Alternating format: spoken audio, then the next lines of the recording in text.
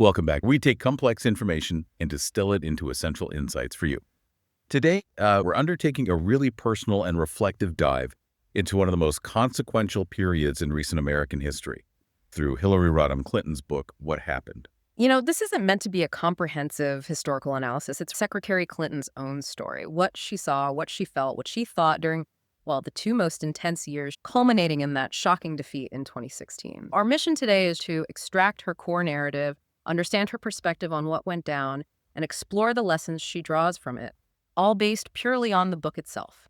Exactly. So if you've ever wondered about the human experience behind a huge political event like that, or, if you're just curious about how someone navigates profound disappointment, well, this is for you.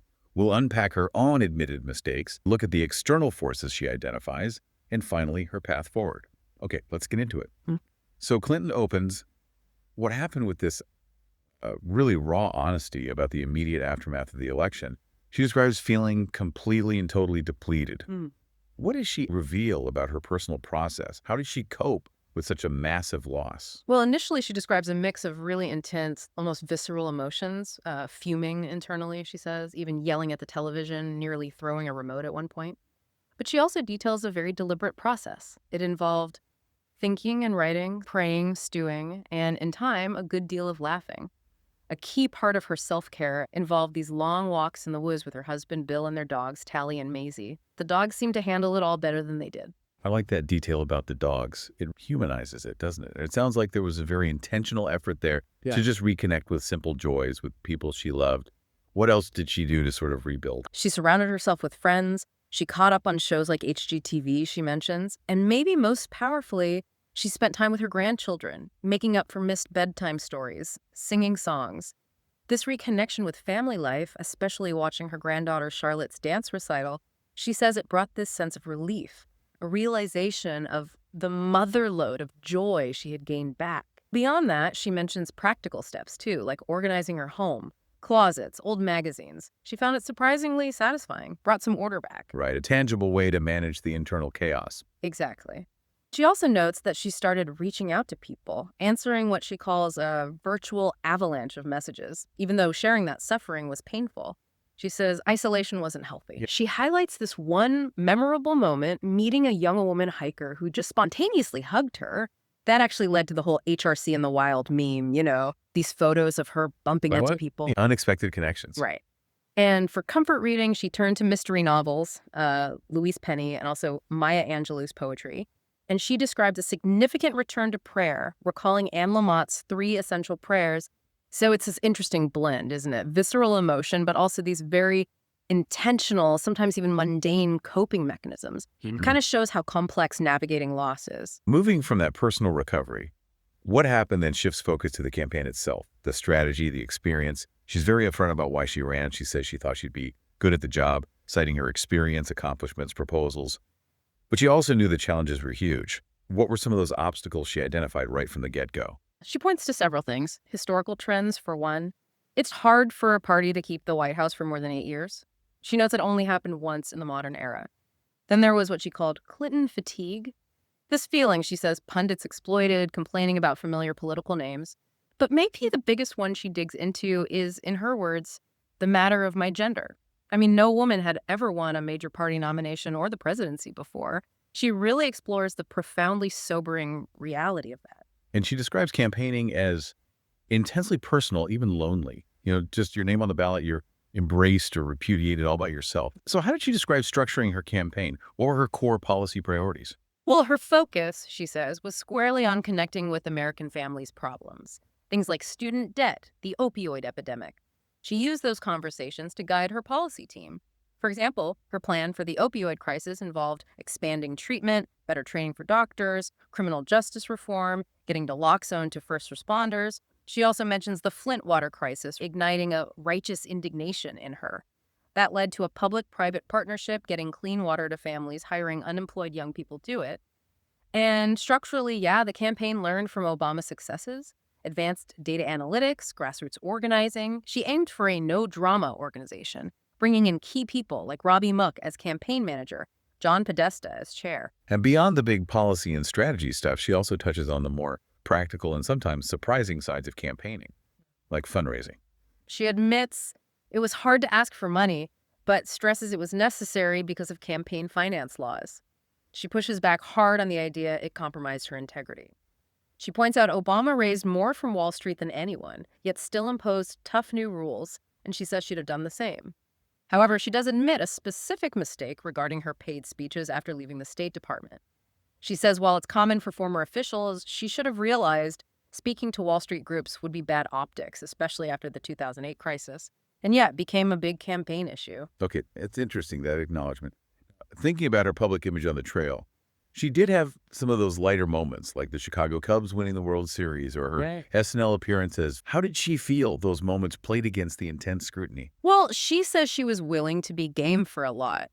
She recalls moments like the whole burrito bowl incident where just eating lunch became this huge story. She felt it highlighted the press's focus on, clicks and retweets over actual substance.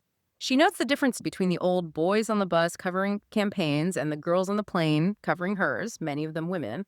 But on the serious side, her debate prep sounds incredibly intense. They did mock sessions where her aide played Trump. That level of prep, she says, gave her a deep sense of confidence going into the debates. She has a whole section called On Being a Woman in Politics. She talks about this tightrope women have to walk. What does she mean by that? What does she share about the scrutiny women face? She describes it as excruciating, humiliating scrutiny, covering everything from appearance to demeanor. She puts it very directly.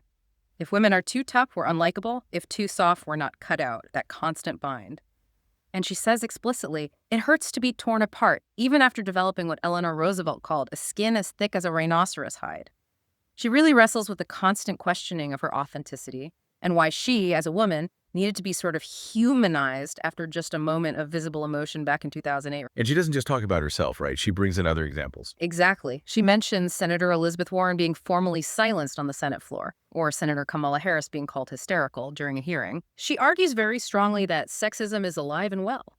She points to public examples, from Donald Trump's behavior towards women, to how female politicians' actual work often gets ignored or minimized. She believes women leaders are often just dismissed as not that important. But interestingly, she also notes a kind of flip side. She feels people sometimes open up to her more, sharing personal stories, maybe because it feels like talking to a girlfriend, a unique kind of connection. That's an interesting contrast. She also talks about sisterhood among women in politics, the strength of female friendships. What role does she see that playing? She describes these friendships as vital, providing solace and understanding in a world that can be hard on us. It pushes back against that old catty stereotype you often see in the media. She even cites data suggesting regular interaction with friends can boost memory, reduce depression in seniors. And she talks about this special bond among female public figures, first ladies, senators, secretaries of state, who just know and understand one another in a way few others do. Her core belief is that when our politics looks more like the people it represents, especially with more women, it actually makes our politics better for everyone. It's a glimpse into those crucial support networks. Okay, so the book's title is What Happened? Hmm. And she lays out her analysis of why she thinks the election turned out the way it did. She points directly at a few major external forces she felt were beyond her control. What were those key factors in her assessment? Right. She identifies three big ones that she argues combine into a perfect storm. First, what she calls the audacious information warfare waged from the Kremlin. Second, the unprecedented intervention in our election by the director of the FBI, James Comey. And third, a political press that told voters that my emails were the most important story. What's really central to her argument is how these things didn't just happen in isolation, they sort of converged at a critical time. Starting with the FBI and the email controversy, she says it was treated like the only story that mattered. Well, she states her original decision to use a personal email server was primarily for convenience, and she says it was a mistake she would certainly not do again. But her main argument is about what she calls the abnormalization of the coverage, how negative stories about her just completely overwhelmed positive ones, like 62% to 38%, according to one study she cites. And policy discussions just got drowned out. Even Bush White House staff used private emails too, but the level of outrage directed at her felt disproportionate. She specifically points to FBI Director Comey's actions, especially that letter he sent just 11 days before the election, reopening the investigation briefly. She describes feeling mildly nauseous at the thought that Comey might have tipped the election. Wow. Okay, and the Russian interference uses really strong language there, calling it war. How does she characterize that piece of what happened? Yeah, war is the word she uses. She describes the Russian hacking as something far more insidious than typical spying. She also talks about these broader, deep currents of anger and resentment flowing through our culture. How does she unpack that societal factor in the book? Well, she challenges the simple narrative that it was all just economic anxiety. She points out that many Trump voters were actually in the top half of the income distribution. Instead, she argues, studies she references suggest that things like attitudes about immigration, feelings toward Black people, and feelings toward Muslims were actually stronger predictors of Trump's support. She describes this as a kind of backlash among white voters against racial progress, a phenomenon researchers call racial priming, where voters are encouraged to see the world through a racial lens, which tends to push them towards more conservative voting. She also expresses real frustration with the Electoral College, calls it an archaic fluke that made a mockery of the principle of one person, one vote. She finds deep irony in Alexander Hamilton defending it partly as a guard against foreign influence, when, in her view, it ended up delivering victory to Vladimir Putin's preferred candidate. And she doesn't stop there. She implicates significant voter suppression efforts, especially after the Supreme Court weakened the Voting Rights Act in 2013. She details how new restrictions popped up in 14 states for the first time in a presidential election, leading to a noticeable drop in turnout, particularly among Black voters in key states like Wisconsin. Okay, so that's a lot to unpack about what happened. But despite all the challenges, the personal pain she describes, the book doesn't end there. It concludes with a call to action, a vision for the future. What are her main takeaways for moving forward, for individuals, for the country? She leans heavily on a motto from Marian Wright Edelman: service is the rent we pay for living. And she adds, you don't get to stop paying rent just because things don't go your way. She advocates for continued engagement in politics, urges people to resist, insist, persist, and enlist.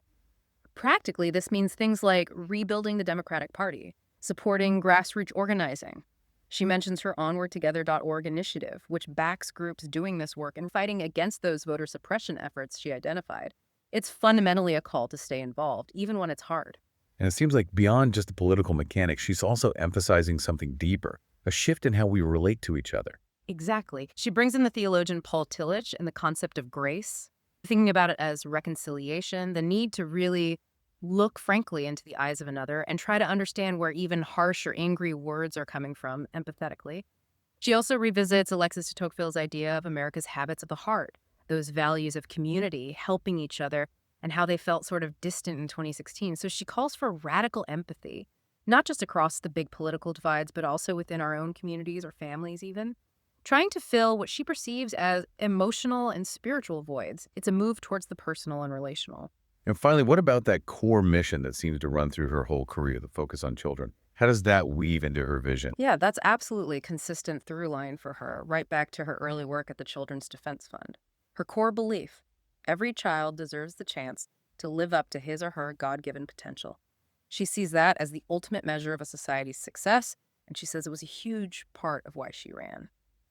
She draws inspiration from figures like Eleanor Roosevelt, who endured so much ridicule but became this major stateswoman, and Václav Havel, the Czech playwright turned president, who persevered through much worse and showed how individuals can use truth as a powerful tool. Her final message is one of determination. There is more good to do, more people to help, and a whole lot of unfinished business. So wrapping this up, what does this all mean for us? Hillary Rodham Clinton's What Happened gives us this really unique personal lens on a pivotal moment. It's clearly more than just a campaign memoir. It's a story about navigating profound loss, confronting these powerful external forces, and ultimately finding a path forward with a renewed sense of purpose, both personal and public. It definitely raises some big questions for all of us, doesn't it? How do we as citizens get better at telling truth from manipulation?